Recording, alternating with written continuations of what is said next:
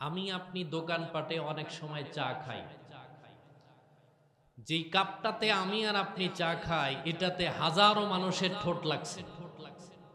সুদখোর, ঘুষখোর, জেনা ব্যভিচারকারী, অন্যায়কারী, তাদের প্রত্যেকের ঠোঁট ওই গ্লাসের সাথে লাগছে। আপনি ইমাম সাহেব, আপনার ঠোঁটও ওই একই জায়গাতে লেগে গেছে। আর আমার প্রশ্ন হলো, ইমাম মুসল্লিদের জন্য দোয়া করলে দোয়া কবুল হয় না কেন? কারণ আমার ভেতরে আর মুসল্লির ভিতরে কোনো তফাৎ নাই। গরিবের বাড়িতে দাওয়াত দিলে আমি যাই না, কিন্তু যে সুদ খায় ওর বাড়িতে আমি সিরিয়াল দেই কবে তার বাড়িতে দাওয়াত পড়ে। কথা মন খারাপ করলে না কেবলা? মন খারাপ করলে আমার কিচ্ছু যায় আসে। আমরা আয়াতের ব্যাখ্যায় যাওয়ার আগে একটু প্রেক্ষাপট, ব্যাকগ্রাউন্ডটা একটু জেনে। আল্লাহ রাব্বুল আলামিনের হাবিব বাইতুল্লাহর চত্বরে হেলান দিয়ে বসা,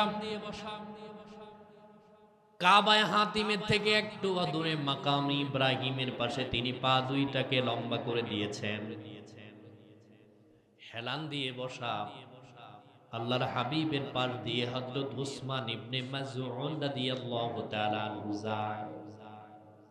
ইসলামের ইতিহাসে দুইজন উসমান, একজনের নাম উসমান ইবনে মাযউন আর একজনের নাম উসমান ইবনে আফফান।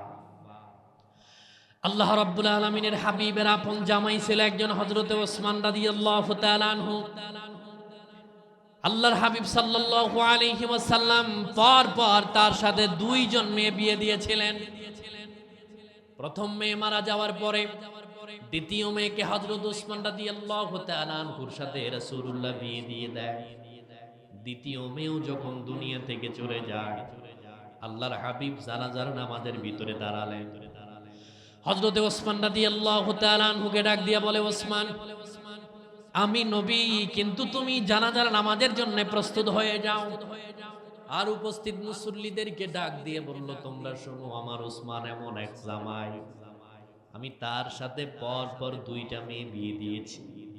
ওই আল্লাহর ইজ্জতের কসম খেয়ে ডাক দিয়ে বলি, আল্লাহ রাব্বুল আলামিন যদি আমার আর একটা উপযুক্ত মেয়ে দিতেন, আমি আমার ৩ নাম্বার মেয়েটাও হযরত ওসমানের সাথে বিয়ে দিয়ে দিতাম। সুবহানাল্লাহ বলেন না? তাইলে জামাইও যেমন শ্বশুরও তেমন।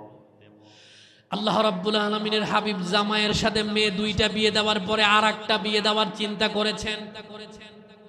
এতে বোঝা যায় ওসমান সকাল সন্ধ্যা তার বউরে ধরে পিটাতেন না। একটু নাক কান খোলা রাইখে কথা শুনে আন্দাজে জবাব দিয়ে আবাঙ্গালি ক্বালু ওয়া হুম লা ইয়ালামুন। হযরতে ওসমান রাদিয়াল্লাহু তাআলা আনহুর ব্যাপারে আল্লাহর হাবিব ডাক দিয়ে বলে, শোনো, ওসমান রাদিয়াল্লাহু তাআলা আনহু আমার দুই মেয়েকে বিয়ে করেছেন। আবু বকর রাদিয়াল্লাহু তাআলা আনহুকে ডাক দিয়ে বলে, তুমি আমার বন্ধু, আবার আপন শ্বশুর। হযরত ওমর রাদিয়াল্লাহু তাআলা আনহু তিনিও আল্লাহর নবীর শ্বশুর। হযরতে আলী রাদিয়াল্লাহু তাআলা আনহু জামাই। হযরত ওসমান গনি জিন্নুরাইন রাদিয়াল্লাহু তাআলা আনহু তিনিও জামাই, দুই মেয়েকে বিয়ে করেছেন। আল্লাহর হাবিব শিক্ষা দিয়ে গেলেন, শ্বশুর হওয়ার পরেও তুমি এমন শ্বশুর হও যেন নবীর আদর্শ শ্বশুরের ভিতরে থাকে। জামাই যদি হও, জামাইয়ের ভিতরে তুমি এমন জামাই হও যে জামাইয়ের ভিতরে হযরত ওসমানের আদর্শ থাকে। কিন্তু আমরা এমন জামাই, একটা মেয়ে বিয়ে দেওয়ার পরে শ্বশুর তওবা করে, জীবনে আর কোনোদিন যেন তোর মুখ না দেখি। এরকম জামাই অন্য জেলাতে আছে, কক্সেস বাজারে একজনও নাই। আছে। সকাল সন্ধ্যা বিবিরে না পিটাইলে সে পুরুষই হয় না, এরকম মগা নাই। আসতে কয় কেন? আছে না নাই?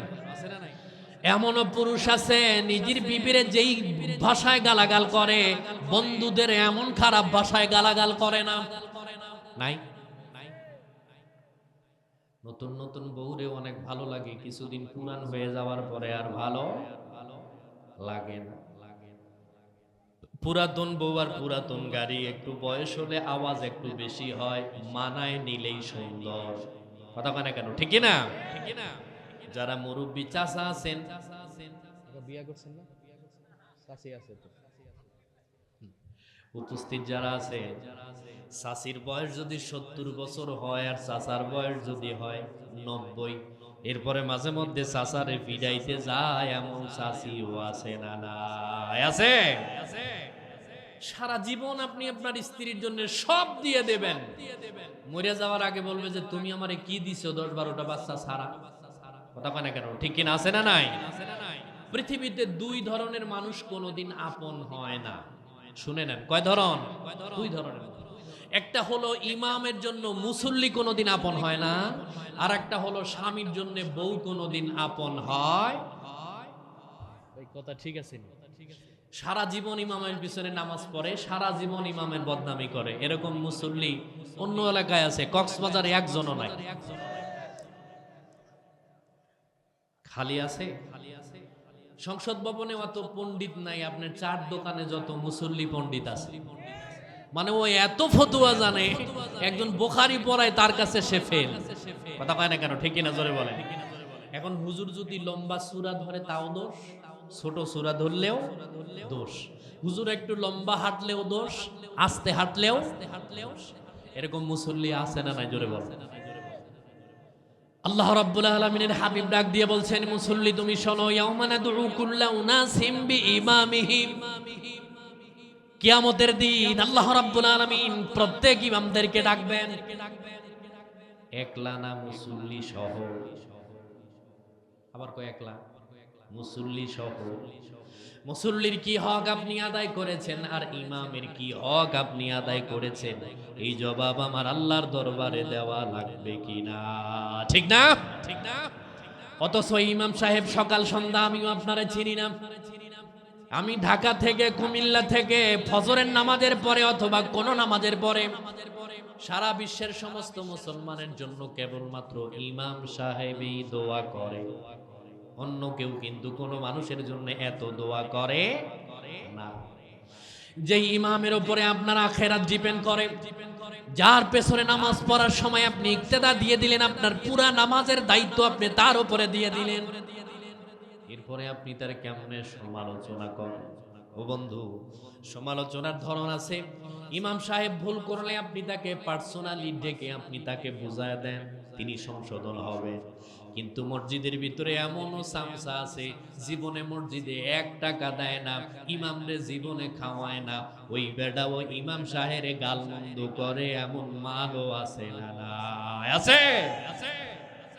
তোমারে জুতা দিয়ে আলগা পিটানোর দরকার, বেটা তুই এক ওয়াক্ত খাওয়ায় না ইমামরে, ইমামের বিরোধিতা করে, এরকম মুসল্লি আছে না নাই? জোরে বলেন। মন খারাপ করছে? এখন যারা নামাজ পড়ে না ওরা কই যে আল্লাহ আমারে বাঁচাইছে, আমি নামাজও পড়ি না, কি করে ইমামের সমালোচনাও করি না, বাঁচার সম্ভাবনা আছে? ঠিক মুসল্লিদের মতো বাড়ির ঘরের বউ একই রকম হয়। বিবির জন্য গোটা জীবন আপনি আপনার জীবনটা সব কিছু শেষ করে দিলেন সন্তানের জন্য, বিবির জন্য, কিন্তু শেষ সময় গিয়ে দেখবেন শুধু আপনার দুর্নাম বদনাম। চাচা কই গেছে, চাচারের নামটা পর্যন্ত শুদ্ধ করে বলে না, চাচি এমন ব্যঙ্গাত্মক ভাষায় চাচারে গালি দেয়, যেই গালি একজন দুলাভাইও তার শালারে দেয় না। ঠিক কি না? লা ইলাহা। ভাই ফ্যানটা ওনাদের দিকে দাও, আমি একলা আমার দরকার নাই, এই দিকে দাও, ফ্যানটা পুরাই দাও। একটু মোহাম্মদ পড়ি, লা ইলাহা। একটু গরম পানি দিতে বসছি, হইছে কি এইটা হইছে ছোট আর লম্বা করার সুযোগ না। মোহাম্মদ পড়ি, লা ইলাহা। ঘুরাই দেন, এদিকে দেন, এনে মুসল্লি বেশি, আমরা দুইজনে একলা, আমাদের লাগবে না। একটু মোহাম্মদ পড়ি না, লা ইলাহা।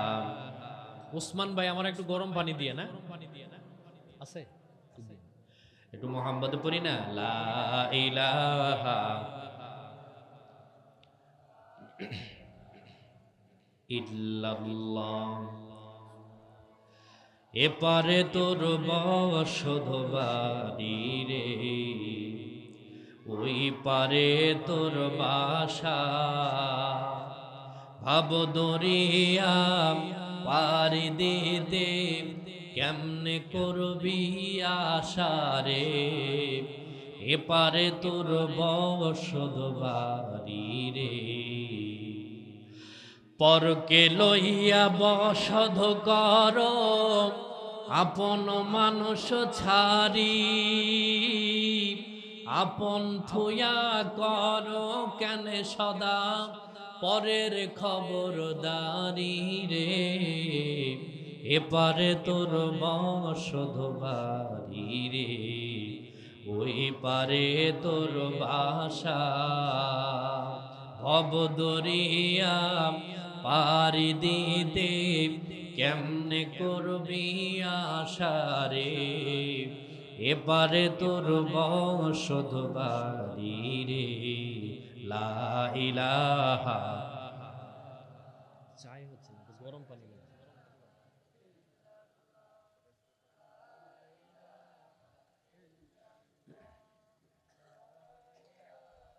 মোহাম্মতে লা ইলাহা। ফ্যান আপনাকে ওদিকে ঘুরাই দিছে, একটু জোরে বলবেন না? জোরে বলবেন না?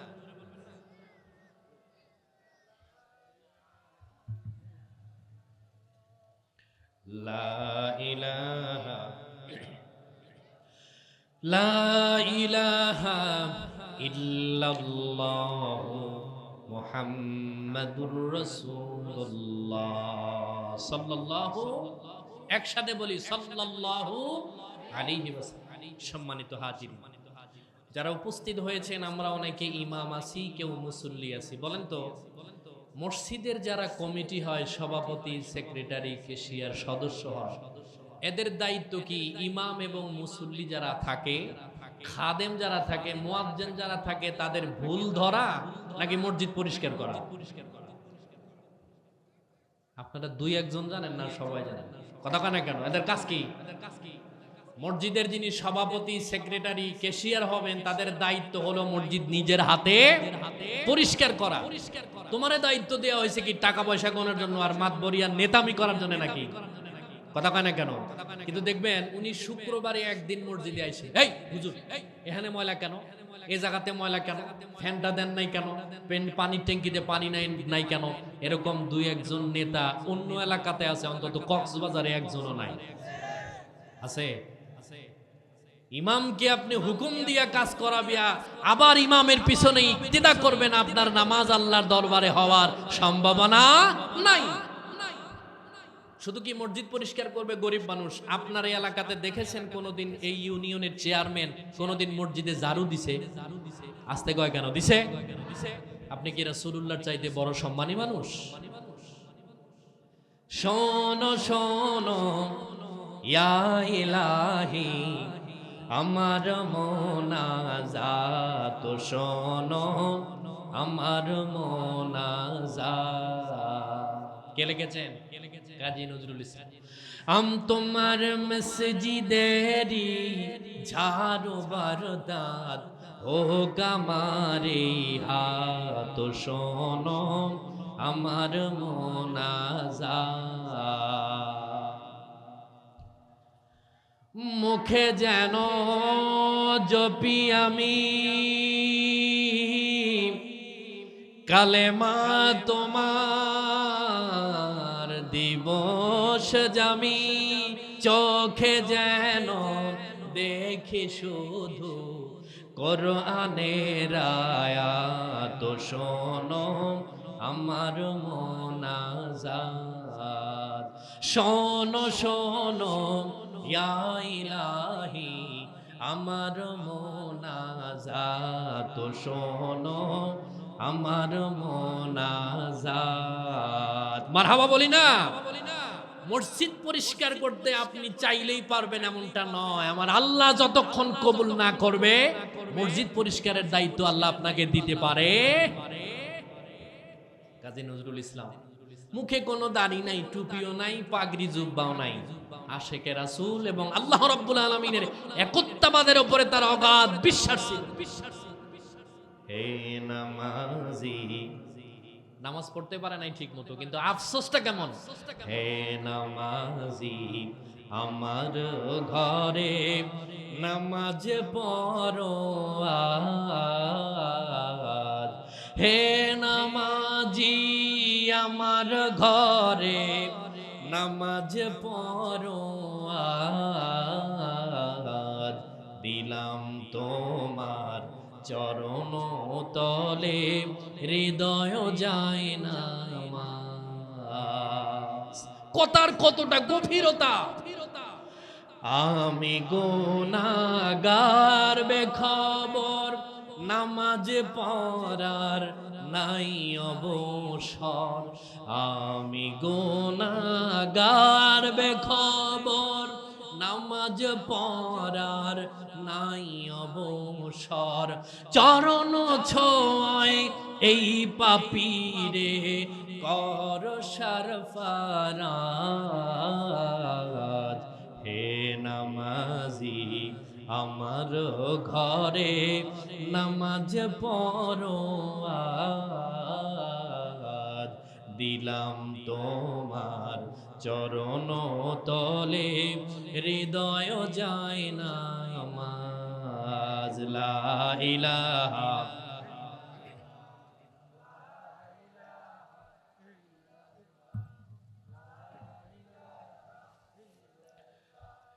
লা ইলাহা ইল্লাল্লাহু মুহাম্মাদুর রাসূলুল্লাহ। জবান ছেড়ে দিয়ে সকলেই বলি সাল্লাল্লাহু। মসজিদের দায়িত্বপ্রাপ্ত যারা আছেন মন খারাপ করেন না, আপনি তো সপ্তাহে একদিন যান, অন্তত নামাজটা তো ঠিকমতো পড়তে পারেন না। নিজের হাতে একটু মসজিদটা পরিষ্কার করেও তো আল্লাহর কাছে সওয়াব কামাই করা যায়, যায় কি যায় না? আর আপনি যান মাতবরি করতে।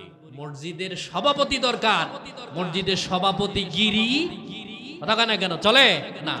মসজিদের সেক্রেটারি দরকার আছে, কিন্তু সেক্রেটারি গিরি চলে না। মসজিদে গোলাম হয়ে ঢুকতে হয়, গোলামি করে বের হতে হয়। কথা বলেন না কেন? ঠিক কিনা জোরে বলেন। এখানে নেতামি মাতবরি করার জায়গা নয়। কিন্তু কিছু মানুষ আছে দেখবেন নিজের মসজিদকে আব্বার সম্পদ মনে করে। নাই কথা কয় না কেন? আছে না নাই? 30 বছর হয়ে গেছে আজ পর্যন্ত মসজিদের টাকার হিসাব দেয় নাই, এমন মসজিদও কক্সবাজারে আছে। কথা কয় না কেন? আছে না নাই? আল্লাহ রাব্বুল আলামিনের হাবিব হযরত ওসমান রাদিয়াল্লাহু তাআলা আনহুকে ডাক দিয়ে বলে, মনে আছে কথা? ওসমান রাদিয়াল্লাহু তাআলা আনহুকে ডাক দিয়ে বলে, ওসমান তুমি জানাজার নামাজের জন্য প্রস্তুতি হও। বলে কেন? আপনি নবী, আপনার মেয়ে নিজে মারা গেছে, আপনি আগে জানাজার নামাজের জন্য প্রস্তুতি নেন। আল্লাহ রাব্বুল আলামিনের হাবিব ডাক দিয়া বলে, ওসমান তুমি শোনো, আমি তার বাবা হতে পারি, আমি নবী হতে পারি, কিন্তু জানাজার ক্ষেত্রে হক হলো তোমার সব থেকে বেশি। স্ত্রী মারা গেলে জানাজার হক কার? জোরে কয় না কেন? কার? কিন্তু যারা বিয়ে করেছেন এমন স্বামী নামক আসামি আছে, নিজের গিন্নি মারা যাওয়ার পরে জানাজা নিজে পড়াবে তো দূরের কথা, সূরা ফাতিহাও জানে না। এমন স্বামী আছে না নাই? এই জন্য মা বোন যারা আলোচনা শুনছেন, যাদের বিয়ে হয় নাই, একটু চিন্তা ভাবনা করে বিয়ে বসার দরকার আছে না নাই? আছে। ওসমান রাদিয়াল্লাহু তাআলা আনহুকে আল্লাহ রাব্বুল আলামিনের হাবিব ডাক দিয়ে বলে, ওসমান আমি তোমাকে বলি, আমার মেয়ে মারা গেছে, জানাজার নামাজের জন্য প্রস্তুতি গ্রহণ করো। আজকে যদি তুমি তার জানাজার পড়ার পরে যদি তুমি তো তার উপরে সন্তুষ্ট থাকো, যদি রাজি খুশি থাকো, তার আচার ব্যবহারে যদি তুমি ভালো থাকো, সন্তুষ্ট বোধ করো, আমি নবী আমার মুখের জবান দিয়ে ঘোষণা দিয়ে দিলাম, পৃথিবীর কোন স্বামী যদি স্ত্রী মারা যাওয়ার পরে স্বামী যদি বলে যে আমার স্ত্রী আমার কাছে ভালো ছিল, তাহলে আল্লাহর হাবিব ডাক দিয়া বলে, ওই স্ত্রীকে আমার আল্লাহ জান্নাতের মেহমান বানায়া দেয়। সুবহানাল্লাহ বলেন না?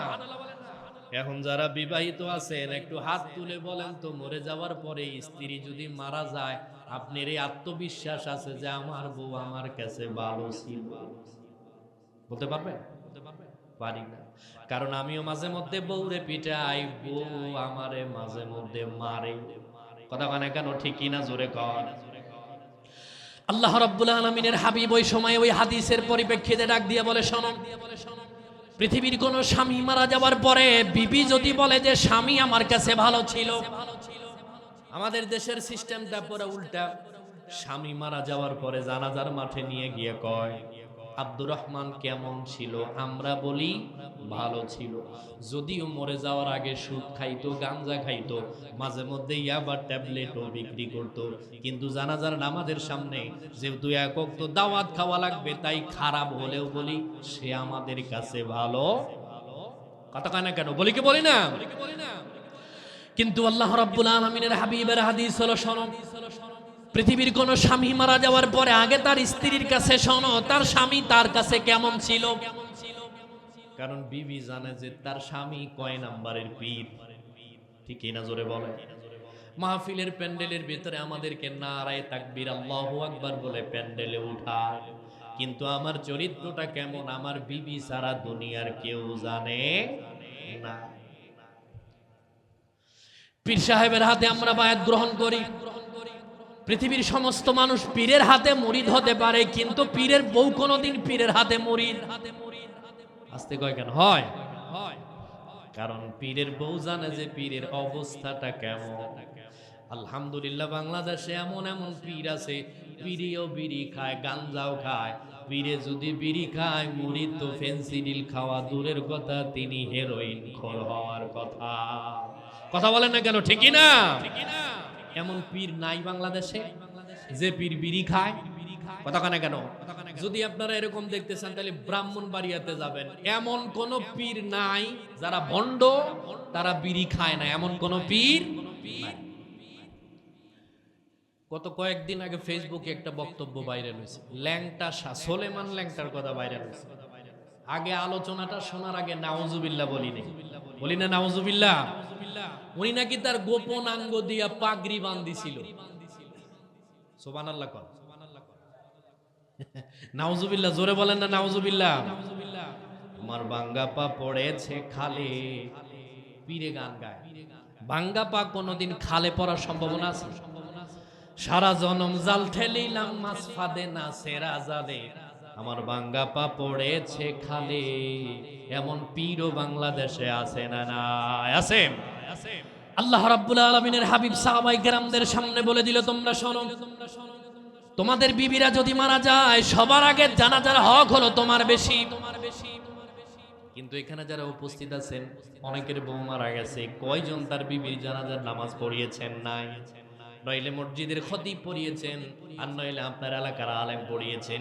কিন্তু বড় আফসোস হলো, যেই মুসল্লি ইমামের পিছনে 24 ঘন্টা লেগে থাকে, ওই মুসল্লি যদি জানাজার নামাজের দোয়াগুলি নিয়মিত শিখতো, অন্তত বউ মারা যাওয়ার পরে জানাজার নামাজে দাঁড়াতে পারতো।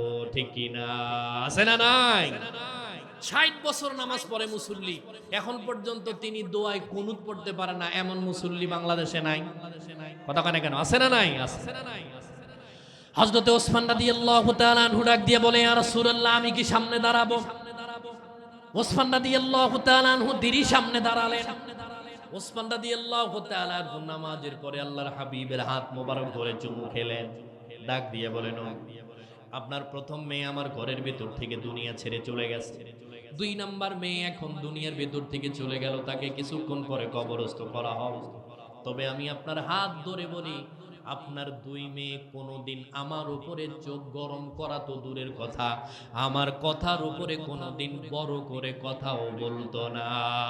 সুবহানাল্লাহ বলেন না? আর আমাদের গিন্নিরা আমাদের উপরে কথা বলে না, কালারমার সরাত থেকে বক্তব্য দিলে মহেশখালী থেকে শোনা যায়। এমন গলা ফাটা বউ অন্য গ্রামে আছে, এই গ্রামে একজনও নাই। গিন্নি যদি বাড়ি থেকে আওয়াজ করে বাহিরের কুত্তা পর্যন্ত দৌড় মারে, এরকম মহিলা অন্য গ্রামে আছে, এই জায়গাতে নাই। আছে? এখন যদি কই যে কার কার বউ আছে দেখি হাত তোলেন, ডরে তুলবেন? হ্যাঁ, নাই, কেউ তুলবে না। হযরত ওসমান রাদিয়াল্লাহু তাআলা আনহু তিনি ক্ষমতা পাওয়ার আগে শিল্পপতি, ক্ষমতা পাওয়ার পরে তিনি গরিব। সুবহানাল্লাহ বলেন না? আর আমাদের মেম্বার সাহেব নির্বাচিত হওয়ার আগে গরিব, নির্বাচিত হওয়ার পরে শিল্পপতি হয়। কথা মানে কেন? ঠিক কিনা? জোরে কও। ওসমান রাদিয়াল্লাহু তাআলা আনহুর জামানায় দুর্ভিক্ষ দেখা দিল, মদিনাতুল মুনাওয়ারার ভেতরে দুর্ভিক্ষ দেখা দিল। ওসমান রাদিয়াল্লাহু তাআলা আনহু সিরিয়া থেকে 70টা উট ভর্তি করে তিনি সামান ঢুকালেন, খাদ্যপণ্য ঢুকালেন। ওসমান রাদিয়াল্লাহু তাআলা আনহুর কাছে মদিনাতুল মুনাওয়ারা আল্লাহর হাবিবের সাহাবায়ে কেরাম তার সামনে উপস্থিত হলেন। ডাক দিয়ে বলল, ওসমান, আমাদের খাদ্য সংকট হয়ে গেছে, তুমি আমাদের খাদ্যের ব্যবস্থা করে দাও। হযরত ওসমান রাদিয়াল্লাহু তাআলা আনহু ডাক দিয়ে বলে, তোমরা শোনো, যেই পণ্য আমি মদিনাতুল মুনাওয়ারা সিরিয়া থেকে ঢুকিয়েছি, এটা আমি বিনা টাকায় দেব না, তোমরা একটা দাম নির্ধারণ করো। হযরত ওসমান রাদিয়াল্লাহু তাআলা আনহুকে আমর ইবনুল আস রাদিয়াল্লাহু তাআলা আনহু বললেন, 10 টাকা দিব।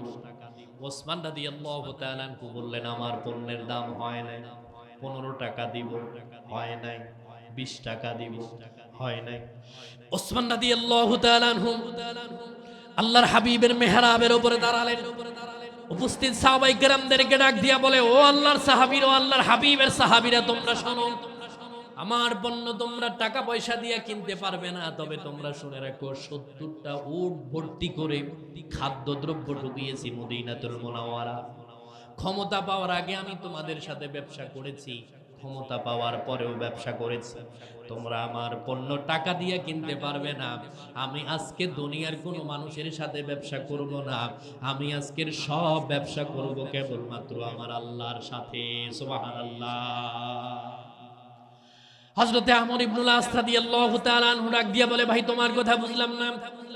ওসমান রাদিয়াল্লাহু তাআলা আনহু ডাক দিয়া বলে, ও ভাই, যেই টাকা তুমি নির্ধারণ করেছো, আমি টাকা দিয়া পণ্য বিক্রি করব না। 70টা উট ভর্তি করে আমি যেই খাদ্য পণ্য মদিনাতুল মুনাওয়ারার ভিতরে ঢুকিয়েছি, তোমরা শুনে রাখো, এই সবগুলি আমি আজকে মদিনাতুল মুনাওয়ারা আল্লাহর হাবিবের সাহাবায়ে কেরামদের মাঝে বিনা টাকায় বিতরণ করে দিয়ে দিলাম। সুবহানাল্লাহ বলেন না। তিনি চেয়ার পাওয়ার আগেও তিনি ছিলেন শিল্পপতি, চেয়ার পাওয়ার পরে তিনি গরিব। এখন বলেন, যারা নেতৃত্ব দিবেন, যারা নেতা হবেন, খলাফায়ে রাশেদিনদের কাছ থেকে শিক্ষা নেওয়ার দরকার আছে না নাই? কতখানে কেন আছে না নাই? এই যে গত নির্বাচন হয়ে গেল, নির্বাচনে বিভিন্ন দল অংশগ্রহণ করেছে, কেউ নির্বাচিত হওয়ার পরে তাদের টাকা, নির্বাচনীয় কত টাকা খরচ হয়েছে এখন পর্যন্ত হিসাব দেয় নাই। আবার কেউ কেউ আছে, তারা কয় টাকার চা খাইছে, চা খাওয়ার টাকাটা পর্যন্ত হিসাব দিয়ে দিয়েছে। জোরে বলেন কথা ঠিক কিনা? বাংলাদেশের ঋণ খেলাপি যারা আছে, 1000 কোটি টাকার ঋণ খেলাপি, তারাও পাশ করেছে। বলেন, তারা জনগণকে কি খেদমত করবে নাকি বাস দিবে? আস্তে কয় কেন? জোরে কোন ঠিক কিনা? এই আয়াতের সাথে যে উসমান রাদিয়াল্লাহু তাআলা আনহু সম্পর্ক, তার নাম হলো উসমান ইবনে মাযউন। কথাটা বুঝতে পেরেছেন? কি বলেছিলাম শুরুতে? আল্লাহ রাব্বুল আলামিনের হাবিব মক্কাতুল মুকাররমায় কাবায়ে হাতিম এবং মাকাম ইব্রাহিমের মাঝখানে দাঁড়ান, বসা, পা দুইটা লম্বা করে দিয়েছেন জমজম কূপের দিকে। রাসূলুল্লাহ সাল্লাল্লাহু আলাইহি ওয়াসাল্লামের পাশ দিয়া উসমান ইবনে মাযউন রাদিয়াল্লাহু তাআলা আনহু হেঁটে যায়। আমাদের দেশে কিছু মানুষ আছে, দেখবেন 2 হাত পিছনে দিয়ে, 1 হাত দিয়ে আর 1 হাত ধরে হাঁটে সামনের দিকে, আছে না? এমন যাইতে যাইতে হঠাৎ করে তিনি কাবার দিকে তাকালেন। ওসমান ইবনে মাযউন রাদিয়াল্লাহু তাআলা আনহু নজর করে দেখলেন, আল্লাহর হাবিব সাল্লাল্লাহু আলাইহি ওয়াসাল্লামের গোটা বডি থেকে ঘাম ঝরছে। তার আর বোঝার বাকি রইল না, তিনি বুঝে নিয়েছেন আল্লাহ রাব্বুল আলামিনের পক্ষ থেকে আল্লাহর হাবিবের উপরে যে কোরআনুল কারীমের আয়াত নাজিল হয় জিবরাইল আলাইহিস সালামের মারফতে, আমার মনে হয় এখন রাসূলুল্লাহর উপরে কোরআনের আয়াত নাজিল হচ্ছে। হযরতে ওসমান ইবনে মাযউন রাদিয়াল্লাহু তাআলা আনহু আল্লাহর হাবিবের উরুর সাথে উরু লাগায় বসলেন। আল্লাহর হাবিবকে ডাক দিয়ে বলল, ইয়া রাসূলুল্লাহ, আপনার এই অবস্থা কেন হয়েছে? আল্লাহর হাবিব তার কথার কোনো জবাব দিলেন না। তিনি নজর করে দেখলেন আল্লাহর হাবিবের প্রত্যেকটা পশমের গোড়া থেকে মুক্তার দানার মতো ঘাম ঝরছে। যখন তিনি স্বাভাবিক হলেন, চোখ লাল বর্ণ হয়ে গেছে, ডাক দিয়ে বলল, নবী, আপনার উপরে আল্লাহ রাব্বুল আলামিন কি নাজিল করলো? আমি এখন পর্যন্ত মুসলমান হই নাই, কি নাজিল করেছে আপনি কি আমাকে একটু বলবেন? আল্লাহর হাবিব সাল্লাল্লাহু আলাইহি ওয়াসাল্লাম উসমান ইবনে মাযউন রাদিয়াল্লাহু তাআলা আনহুকে এই আয়াতখানা তিনি একবার পড়ে শোনালেন। ওসমান ইবনে মাসউদ রাদিয়াল্লাহু তাআলা আনহু আল্লাহর হাবিবের হাত শক্ত করে ধরলেন, ডাক দিয়া বলে, ইয়া রাসূলুল্লাহ, যে আয়াত আপনি মাত্র পড়লেন আবার আমার কাছে শোনান। দ্বিতীয়বার শোনালেন, আবার বলল, ইয়া রাসূলুল্লাহ, আপনি আবার আমাকে